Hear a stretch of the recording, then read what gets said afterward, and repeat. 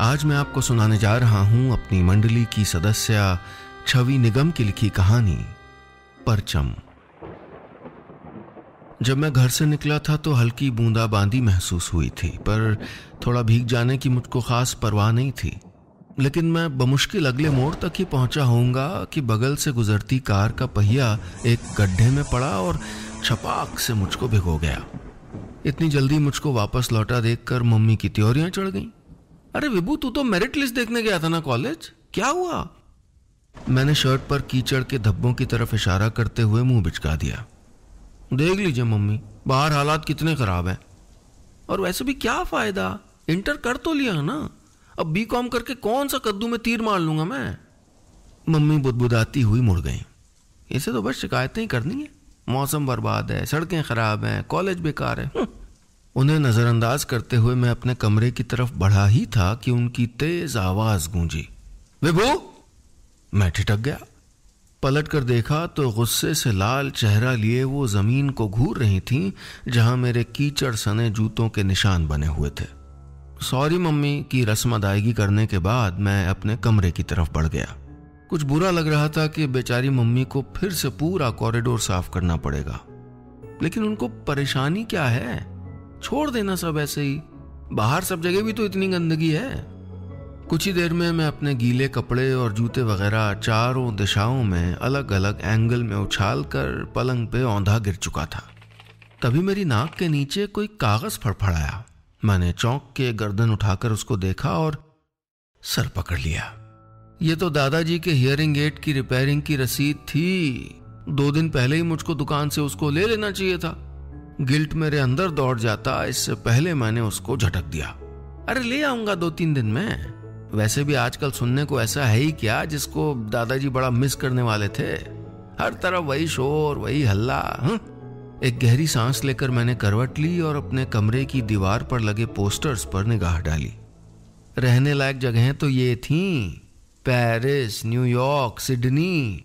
अरे देश तो ऑस्ट्रेलिया था जहां ताऊजी बस गए थे।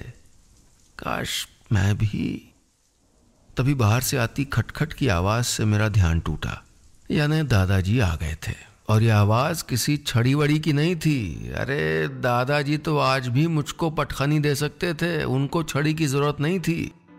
यह आवाज तो बिजली और पंखे के उन स्विचों को ऑफ करने की थी जिनको शायद मैं बरामदे और ड्राइंग रूम में ऑन ही छोड़ आया था। इससे पहले कि वो अंदर आकर समझाना शुरू करें कि मेरी इस फिजूल खर्ची से देश का कितना नुकसान हो रहा है, मैंने सर तक चादर तान ली। कुछ वक्त गुजर गया। मैंने चादर की रंगीन रोशनी से झांका, दरवाजा बंद ही था। मैंने चैन की सांस ली। ऐसा नहीं था कि दादाजी से मेरी पटती नहीं थी, हम एक दूसरे के फेवरेट थे, लेकिन फिर भी कुछ बातें ऐसी भी थीं जिन पर हम दोनों की तनातनी हो जाती थी। मसलन मेरा ऐसा मानना था कि 12th में मेरे नंबर बहुत अच्छे इसलिए नहीं आए क्योंकि मेरा स्कूल अच्छा नहीं था, क्लास में पॉपुलर नहीं था क्योंकि मेरे पास अपनी बाइक नहीं थी। एक्चुअली एक बार मैं पापा की मोटरसाइकिल भिड़ा चुका था तो उन्होंने दिलवाने से ही मना कर दिया था। गलती मेरी नहीं थी। अब इतनी भीड़ में बंदा रॉन्ग साइड गाड़ी न चलाए तो निकले कैसे। खैर, हाल फिलहाल ग्रेजुएशन के लिए हाथ पैर मारने का क्या फायदा था। इतने सारे कैंडिडेट, इतनी कम सीटें, और बाद में जॉब का भी स्कोप कहाँ था। इंडिया में अपना फ्यूचर मुझको मुश्किल दिखा करता था।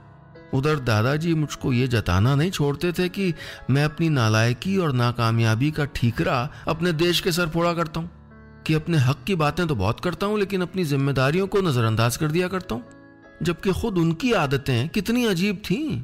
अभी कुछ ही दिनों पहले मॉर्निंग वॉक से लौटते हुए उन्होंने आवाज लगाई थी, अरे विभू बेटा, जरा पार्क तक चल तो।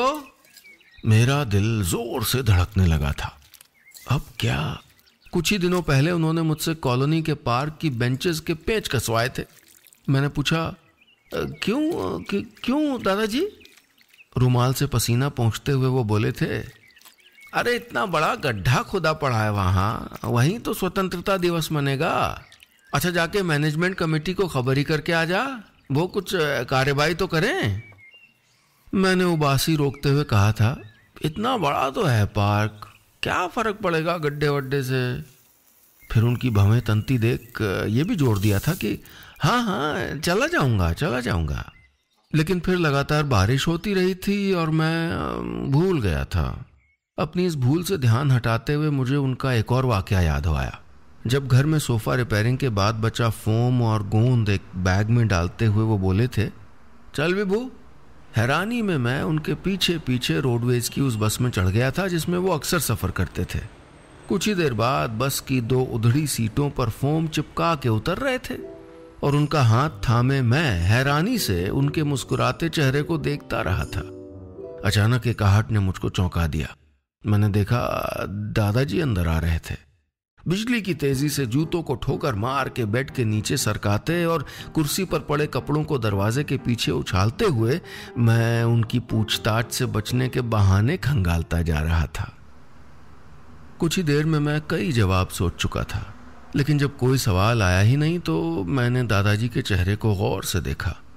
उनके कंधे कुछ झुके लग रहे थे और उनके माथे की सलवटें भी बढ़ी हुई लग रही थीं। वो चुपचाप कुर्सी पर आंखें बंद किए बैठे थे और ये भी बड़ी अजीब बात थी। फिर उनकी धीमी आवाज आई, विभू बेटा, जल्द ही मुझे वापस जाना होगा। मेरे गले में कुछ अटक गया। क्या मैंने उनको इतना निराश और नाराज कर दिया था कि वो अपने कस्बे लौट जाना चाहते थे? रोकते रोकते भी कुछ नमी आंखों में उतर आई और गला भर्रा गया। उठकर मैंने उनके गले में हाथ डाल दिए, मानो मैं 19 साल का वैभव नहीं, अभी तक 9 साल का विभू ही हूं और दादाजी को रोक सकता हूं। दादाजी क्यों जा रहे हैं आप? मैं सब काम करूंगा ना। वो मेरा गाल थपथपाते हुए बोले, अरे तेरे ताऊ जी आ रहे हैं ना वापस ऑस्ट्रेलिया से, हमेशा के लिए। फोन आया था। अब वो पुश्तैनी मकान में रहेगा तो मुझे भी उसके साथ वहीं रहना होगा ना। मैं उछल के खड़ा हो गया। हैरानी भी थी और शौक भी। ऐसा कैसे पॉसिबल था? मेरी नजर दीवार पर लगे पोस्टर पर चली गई। मेरा ड्रीम लैंड, और ऐसी जगह छोड़ के यहां लौटना, वो भी हमेशा के लिए। अरे ताऊजी लोग ऐसा सोच भी कैसे सकते थे? दादाजी धीरे से उठकर खड़े हो गए और मानो खुद से ही बातें करने लगे। बहुत उदास था वो। वहां का भेदभाव, अकेलापन उन लोगों से और बर्दाश्त नहीं हो पा रहा था। अपने देश से अच्छी जगह दुनिया में कहाँ होती है बेटा।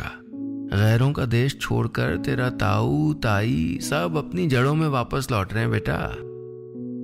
मैं समझ नहीं पा रहा था कि क्या कहूं, क्या करूं। पहले मैं दादाजी के जाने की संभावना से दुखी था, अब हैरान परेशान। मेरी दुनिया गोल गोल घूम रही थी, कुछ उलट पुलट भी हो रही थी। मैं तो हमेशा सोचा करता था कि फॉरेन में रहने वाले बहुत मजे करते होंगे, वहां सब कुछ इस पोस्टर जैसा होता होगा। लेकिन जिन ताऊजी के पास जाने का मेरा सपना था, वो ही इंडिया वापस आ रहे थे। कैसे, क्यों? तभी दादाजी की आवाज ने मुझको चौंका दिया। और हाँ बेटा, कल हम सब लोग पार्क में इकट्ठा होकर 15 अगस्त मनाएंगे। सुबह 8 बजे झंडा फहरेगा, तो 7 बजे रेडी रहना, साथ चलेंगे, ठीक है? मैंने बस हाँ में सर हिला दिया। न जाने के जितने बहाने सोच रखे थे सब हवा हो गए। रात करवटें बदलते बीत गई। कभी मैं पेट के बल गद्दे पर लेटता तो कभी तकिए को मोड़कर अलग अलग तरीकों से सर के नीचे टिकाता। रात में ताऊजी से खुद मेरी बात हुई थी और उनके शब्द अब भी मेरे दिमाग में घूम रहे थे। मुझे तो हमेशा अपने यहाँ सिर्फ कमियां दिखाई देती थीं। उनको सुधारने की कोशिश तो दूर, मैं उनको शिकायतों का मुद्दा बना लिया करता था। लेकिन ताऊजी से सुनकर मैं अंदर तक हिल गया था कि हालांकि वहां उन्होंने अपना अच्छा खासा मकाम बना लिया था, पर अपने हिंदुस्तान के लिए वो सब हमेशा कितना तरसते रहते थे। हैरानी ये थी कि और तो और मेरे बराबर के कजिन्स भी यहीं रह के काम करना चाहते थे। इसी सोच विचार में सुबह की हल्की रोशनी हो गई। तभी दादाजी की आवाज आई, विभू। और मैं आया दादाजी कहते हुए तैयार होने चल दिया। कुछ ही देर बाद हम पार्क में थे। 2 दिन की लगातार बारिश के बाद आज मौसम साफ था। सूरज की सिंदूरी रोशनी जमीन की हरियाली से मिलकर आसमान में फहराते तिरंगे के रंग को और चमकीला बना रहे थे। वहां कॉलोनी के काफी लोग इकट्ठा थे और जोश भरी आवाजों में बातचीत कर रहे थे। दादाजी और उनके हम उम्र लोग गुलामी के वक्त की तकलीफ़ों और सितम के बारे में बता रहे थे जो उन्होंने देखे थे, सुने थे। 1947 के उस 15 अगस्त को याद कर रहे थे जब रेडियो पर आज़ादी का ऐलान हुआ था और कैसे लड्डुओं के पहाड़ लगा दिए गए थे। स्कूलों दफ्तरों में छुट्टियां कर दी गई थीं और लोग बाग एक दूसरे से गले मिलकर बधाइयां दे रहे थे, उत्सव मना रहे थे। राष्ट्रगान के बाद मैं उठकर टहलने लगा। ये सब भाषण मैं खूब पढ़ चुका था, खूब सुन चुका था। आज़ादी, देशभक्ति, कर्तव्य, ये सब मेरे लिए महज किताबी बातें थीं, टीवी पे आने वाले स्लोगन थे। इनके बारे में गहराई से मैंने न कभी सोचा था और नहीं सोचने की ज़रूरत महसूस की। यूं ही चलते हुए मैं उस पार्क के पिछले हिस्से की ओर निकल आया। ये पार्क इतना बड़ा था कि उसका केवल आगे का समतल हिस्सा ही इस्तेमाल होता था। वहाँ झूले थे, बेंचें थीं जहाँ इस वक्त सब इकट्ठा थे। पीछे वीराने में एक ऊबड़ खाबड़ टीला था जिसकी तरफ कोई आता जाता नहीं था। बेख्याली में मैं उधर ही चलता चला गया। तभी मुझे एहसास हुआ कि पिछली बारिश की वजह से वहाँ बेहद फिसलन थी। चिकनी मिट्टी पर मेरी चप्पलें टिक नहीं पा रही थीं। मैंने दूर नज़र दौड़ाई तो मुझको इक्का दुक्का लोग ही नजर आए। यानी जलसा खत्म भी हो गया था। तेजी से घूमकर मैं आगे बढ़ने को हुआ और बुरी तरह फिसल गया। खुद को रोकने की कोशिश के बावजूद टीले के पीछे लुढ़कता चला गया। मेरा सर वहीं टकराया और फिर वहां केवल अंधेरा था। पता नहीं कितना वक्त गुजर चुका था। जब आंखों के सामने आया अंधेरा कुछ छंटा तो मैंने उठने की कोशिश की, लेकिन महसूस हुआ कि जैसे मेरा पूरा जिस्म कस के बंधा हुआ है और मैं ठीक से सांस भी नहीं ले पा रहा हूं। गर्दन को घुमा के मैंने समझने की कोशिश की कि अचानक मुझको हुआ क्या। खौफ की एक लहर मुझको कपकपा गई। मैं उसी गड्ढे में जा गिरा था जिसके बारे में दादाजी ने मुझे रिपोर्ट करने को कहा था और मैंने नज़रअंदाज कर दिया था। और इस वक्त उसमें भरी गीली मिट्टी गर्दन के नीचे मेरे पूरे बदन को अपने शिकंजे में जकड़े हुए थी। मैंने उचक कर बाहर निकलने की कोशिश की, लेकिन हाथ इस कदर फंसे हुए थे कि हिले तक नहीं। पैरों के नीचे जैसे दलदल महसूस हो रही थी। जोर लगाया तो और अंदर धंसने लगा। डर के मारे मेरा रोया रोया कांप गया। जितनी जोर से चिल्ला सकता था मैं चिल्लाने लगा, अरे कोई है, हेल्प, निकालो मुझे, बचाओ। जवाब में केवल बादलों की हल्की घरघराहट सुनाई दी। अब अगर बारिश हुई तो मेरी मौत निश्चित थी। पानी आसपास की मिट्टी को बहाकर यहीं डंप कर देगा मेरे ऊपर। अपने हाथों को खींचकर निकालने की कोशिश में मेरी कोहनी किसी पत्थर से टकरा गई। दर्द से आंखें छलक आईं। किसी को मेरी हालत का पता नहीं चलेगा। घर में सबने सोचा होगा कि पार्क से लौटकर मैं आदतन बिना बताए कहीं चला गया हूंगा। तभी मुझे अपना नाम सुनाई पड़ा, विभू, विभू। ये दादाजी की आवाज थी। राहत के आंसू टपकाते मैं पूरी ताकत से चिल्लाया, यहां दादाजी, टीले के पीछे देखिए, गड्ढे में दादाजी, दादाजी। लेकिन वो मेरी तरफ नहीं आ रहे थे। अचानक मुझे याद आया कि उनका हियरिंग एड तो मैं लाया ही नहीं था। वो मेरी आवाज सुन ही नहीं पा रहे थे। निराशा ने मुझे अंदर तक तोड़ दिया। अब कोई उम्मीद बाकी नहीं थी। आसमान में चमकती बिजली में मुझे मौत की आहट सुनाई देने लगी थी। मेरे हाथ पैर सुन्न होते जा रहे थे। एक जानलेवा घुटन मेरे सीने को दबाए जा रही थी। किसी भी तरह मैं इस छटपटाहट से बाहर निकलना चाहता था, दौड़ना चाहता था, मनचाहा बोलना और करना चाहता था, लेकिन अंदर किसी शिद्दत से मैं ताऊजी की घुटन समझ पा रहा था। दादाजी की बताई गुलामी के दौर की तकलीफें महसूस कर पा रहा था। खुली हवा में सांस लेने को तड़प रहा था मैं। आखिरी बार मैंने नीले आसमान में नजर दौड़ाई। ये थी वो आजादी, वो नेमत जिसकी मैंने कभी कदर नहीं की थी। तभी दर्द से भिंचती मेरी आंखों को दूर कुछ धुंधला दिखा तो वो उसी पर ठहर गई। अचानक मेरे अंदर झुरझुरी दौड़ गई। ये हवा में लहराता हमारा झंडा था, हमारी आजादी का परचम। अब मैं बस उसी तरफ टकटकी लगाए हुए था। टप टप करती कुछ बूंदें मेरे चेहरे पर गिरी तो मैं चौंक पड़ा। ये मेरी जिंदगी का आखिरी दिन था, आखिरी 15 अगस्त। तभी बिजली चमकी और बदलियों से गहराते आसमान पर दूर कहीं तिरंगा फिर चमक पड़ा। वो झटका मानो मुझको महसूस हुआ। नहीं, ऐसे हार नहीं माननी थी मुझको। मैंने बजाय जमीन के अपने पैर के बगल के हिस्से पर मारना शुरू किया, फिर वहीं पर एक पंजा फंसा दिया, फिर दूसरा। अब मैं थोड़ा ऊपर आ गया था, कंधे तक। तेजी से भरे आ रहे पानी पर ध्यान न करके सुन्न हो चुके हाथों को हिलाने की कोशिश की। दर्द से जबड़े भिंच आए, लेकिन धीरे धीरे मैंने हाथों को बाहर निकाल लिया।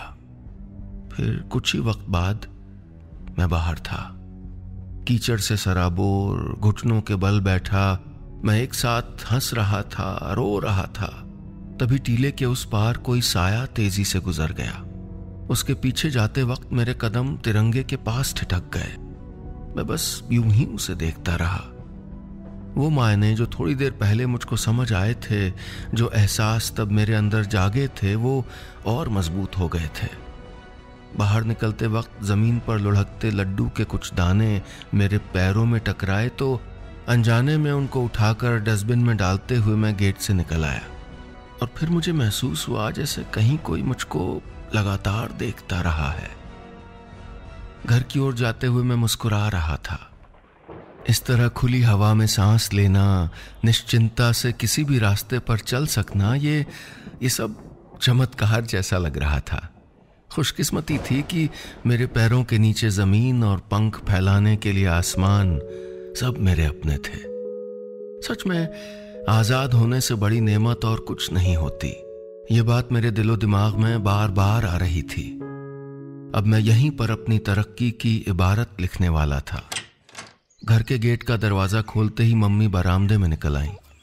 मेरी हालत देखकर चिंता के मारे वो बस बोलती चली गई, क्या हुआ विभू, तू ठीक तो है ना बेटा? अपने दोस्त के घर ही था ना, कुछ बता तो। मैं मुस्कुरा दिया, सब ठीक है मम्मी।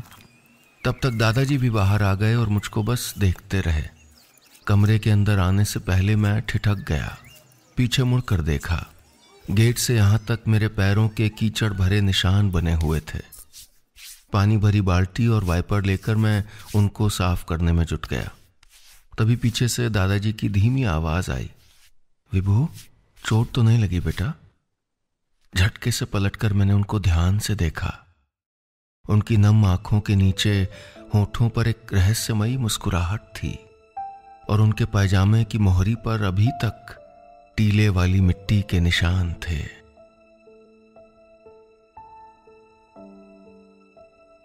बस इतनी सी थी ये कहानी।